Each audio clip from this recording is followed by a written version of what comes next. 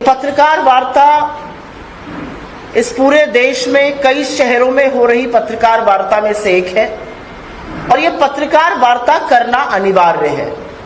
और अनिवार्य इसलिए है क्योंकि झूठ बहुत दमखम से बोला जा रहा है और इसीलिए सच को भी उतनी हुंकार भरकर बोलना पड़ेगा, अन्यथा झूठ के प्रोपेगेंडा में, झूठ के नैरेटिव में कहीं ना कहीं सच दब जाता है, छुप जाता है।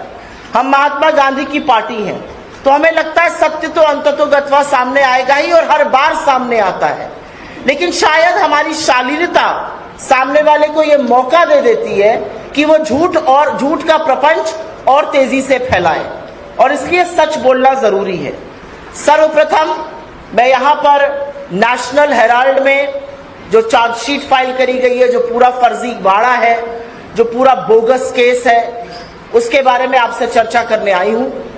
लेकिन सर्वप्रथम एक टिप्पणी मैं देश के मौजूदा हालात पर और जिस तरह से एजेंसियों का दुरुपयोग किया जा रहा है उस पर जरूर करना चाहती हूं।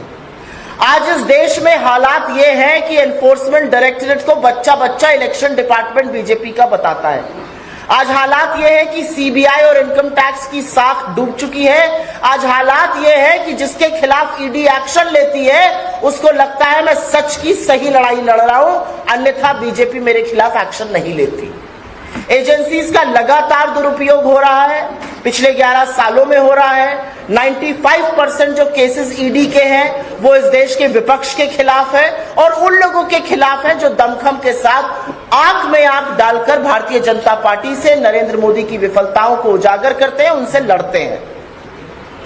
तो सर्वप्रथम मैं थोड़ी सी, क्योंकि भ्रांतियां फैलाई गई हैं, उस पर चर्चा करना अनिवार्य समझती हूं और आपके सामने कुछ तथ्य रखना चाहती हूं।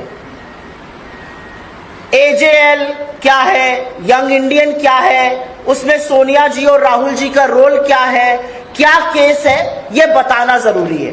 तो अगले 5-6 मिनट मैं आपसे अपेक्षा करती हूं कि अगर आप मेरी बात थोड़ी ध्यान से सुने तो अपने आप थोड़ी भ्रांतियां खत्म हो जाएंगी। इस देश की जंगे आजादी के दौरान जब अखबारों पर जबरदस्त अत्याचार हो रहा था या वो ब्रिटानिया हुकूमत के प्रभाव में थे, तब हिंदुस्तान की सबसे मुखर आवाज बनने का काम नेशनल हेराल्ड और नवजीवन जैसे अखबारों ने किया। नेशनल हेराल्ड और नवजीवन अखबारों को चलाने की प्रेरणा महात्मा गांधी, रफी अहमद किदवई, पुरुषोत्तम दास टंडन, सरदार पटेल जैसे लोगों से मिली और पंडित नेहरू ने एसोसिएटेड जर्नल्स लिमिटेड नामक एक कंपनी की स्थापना की 1937 में, जो नवजीवन और नेशनल हेराल्ड और कौमी आवाज जैसे अखबार छापता था। असलियत यह है कि ब्रिटिश हुकूमत भी नेशनल हेराल्ड से उतना ही चिढ़ती थी जितना मोदी जी चिढ़ते हैं। 1942 को नेशनल हेराल्ड को बैन करने का काम इन्होंने किया था और 1945 तक नेशनल हेराल्ड बैन रहा था। अब बात करते हैं एजेएल पर संकट कैसे आया। एसोसिएटेड जर्नल्स लिमिटेड, जिसकी स्थापना आजादी के महानायकों ने की थी, क्योंकि ये एक नॉट फॉर प्रॉफिट पेपर था और ब्रिटिश हुकूमत से लड़ रहा था, जाहिर है ये फाइनेंशियल क्राइसिस से गुजरा। इसके ऊपर लगातार डेट बर्डन, जिसको कि कर्जा कहते हैं, वो बढ़ता गया और एक वक्त ऐसा आया कि नेशनल हेराल्ड का छपना टेम्परेरी बंद हो गया। नेशनल हेराल्ड कर्ज में डूबा और तब कांग्रेस पार्टी ने, और यह बात ध्यान से सुनिएगा क्योंकि यहां पर झूठ नंबर 1 बोला जाता है, तब कांग्रेस पार्टी ने नेशनल हेराल्ड की कंपनी एसोसिएटेड जर्नल्स लिमिटेड को 90 करोड़ का लोन दिया। यह लोन एक साथ नहीं दिया गया, यह लोन 100 बैंक ट्रांजैक्शन और चेक के माध्यम से दिया गया। इसका सारा ब्यौरा, इसका स्टेटमेंट हमारे जो पार्टी का स्टेटमेंट है उसमें है, जो पीपल्स ऑफ रिप्रेजेंटेशन एक्ट के अंतर्गत हम हर साल इसी को देते हैं। यह लोन 90 करोड़ का था, 100 बैंक ट्रांजैक्शंस और चेक के माध्यम से दिया गया। लेकिन क्योंकि एजेएल पर बहुत ज्यादा कर्ज था, और इस लोन का क्या उपयोग हुआ, इस लोन से एजेएल के जो कर्मचारी थे उनको वीआरएस का पैसा, उनका प्रोविडेंट फंड, उनकी ग्रेच्युटी, उनकी रुकी हुई सैलरी, इलेक्ट्रिसिटी बिल इत्यादि पे किए गए।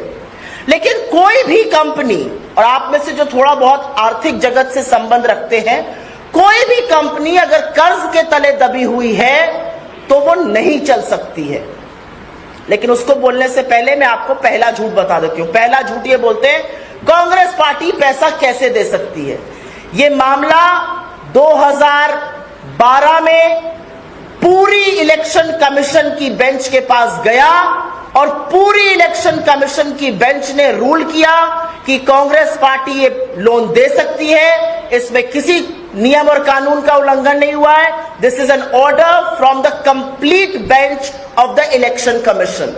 ये पहला झूठ यहीं पर ध्वस्त होता है क्योंकि झूठ ये जोर से बोला जाता है। खैर, इस कर्ज को 90 करोड़ के कर्ज को कर्मचारियों को देने में, बिल चुकाने में इस्तेमाल किया गया, लेकिन क्योंकि कंपनी पर कर्ज इतना ज्यादा था वो ऑपरेशन नहीं कर सकती थी। इस समय एजेएल के 760 शेयर होल्डर थे, 760 शेयर होल्डर्स।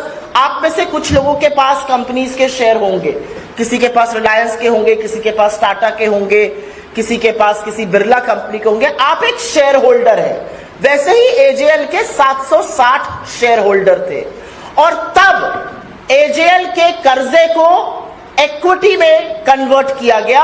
यह बहुत कॉमन प्रैक्टिस है, यह हिंदुस्तान की अधिकांश कंपनियां रोज करती हैं और खुद नरेंद्र मोदी जी की सरकार इसको एनसीएलटी में रोज करने का काम करती है।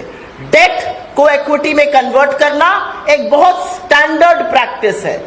जब आप डेट को इक्विटी में कन्वर्ट करते हैं तो उसी इक्विटी को आप दूसरी कंपनी में ट्रांसफर करते हैं जो बीमार कंपनियों को चलाती हैं, और ऐसा हमने भी किया। हमने डेट को इक्विटी में कन्वर्ट किया और यंग इंडियन नाम के एक कंपनी बनी 2010 में, और ये सारी इक्विटी उसमें ट्रांसफर हुई जो डेट कन्वर्जन हुआ था। यंग इंडियन ने एजेएल का टेक ओवर नहीं किया, एजेएल के किसी एसेट का टेक ओवर नहीं किया, एजेएल की किसी इनकम, एक नए पैसे की इनकम एजेएल की यंग इंडियन के पास नहीं जाती है। यंग इंडियन एजेएल का 760 शेयर होल्डर थे, 761वां शेयर होल्डर बना। यंग इंडियन कंपनीज एक्ट के सेक्शन 25, जो पहले सेक्शन 25 था अब सेक्शन 8 है, उसके अंतर्गत एक कंपनी है। सेक्शन 25 या सेक्शन 8 के अंतर्गत जो नॉट फॉर प्रॉफिट कंपनी होती है उसके शेयर होल्डर को, उसके किसी डायरेक्टर को एक नए पैसे की सैलरी, एक नए पैसे का डिविडेंड या एक नए पैसे का मुनाफा नहीं मिल सकता है। यंग इंडियन के share holders Sonia Gandhi ji, Rahul Gandhi ji, Oscar Fernandes जी और मोतीलाल वोरा जी हुए। और वो इसलिए हुए क्योंकि उस समय सोनिया जी पार्टी की अध्यक्ष थी, राहुल जी महासचिव थे, ऑस्कर फर्नांडिस संगठन महासचिव थे और मोतीलाल वोरा जी तब कोषाध्यक्ष मतलब ट्रेजरर थे। इसके दो डायरेक्टर सैम पिट्रोदा जी और सुमन दुबे जी हुए, लेकिन ये शेयर होल्डर नहीं थे। तो दूसरा झूठ कि यंग इंडियन ने कब्जा कर लिया, यंग इंडियन ने कोई कब्जा नहीं किया। यंग इंडियन आज भी महज एक शेयर होल्डर है। एजेएल के 6 प्रॉपर्टीज हैं जो उसकी है, एजेएल की इनकम उसकी है। एजेएल एक नए पैसे का प्रॉफिट यंग इंडियन को नहीं देता और यंग इंडियन अपने शेयर होल्डर्स को एक पैसा नहीं दे सकता। तो तीसरा झूठ कि राहुल जी या सोनिया जी या अन्य कोई खूब पैसा बना रहा है, वो सफेद झूठ है क्योंकि वो पैसा बना ही नहीं सकते हैं सेक्शन 25 कंपनी के अंतर्गत। ये बातें 2012 तक चलती रही। उसके बाद एक और झूठ बोला जाता है और वो झूठ है एजेएल के पास 5000 करोड़ की प्रॉपर्टी है। इसी सरकार के इनकम टैक्स डिपार्टमेंट ने असेसमेंट किया और जो पेपर्स दायर हुए उसमें भी एजेएल की प्रॉपर्टीज की value 359 crore. Please listen to this carefully क्योंकि ये 5वां झूठ बोला जाता है। 5000 करोड़ की प्रॉपर्टी का झूठ और सच इनका इनकम टैक्स डिपार्टमेंट बताता है प्रॉपर्टी महज 359 करोड़ की है।